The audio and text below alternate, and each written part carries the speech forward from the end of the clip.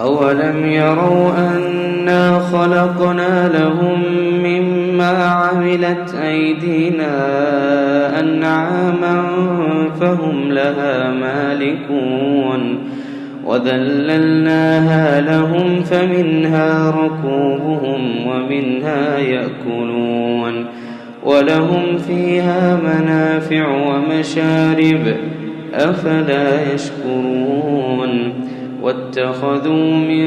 دون الله آلهة لعلهم ينصرون لا يستطيعون نصرهم وهم لهم جند محضرون فلا يحزنك قولهم إنا نعلم ما يسرون وما يعلنون أولم ير الإنسان أنا خلقناه من نطفة فإذا هو خصيم مبين وضرب لنا مثلا ونسي خلقه قال من يحيي العظام وهي رميم قل يحييها الذي أنشأها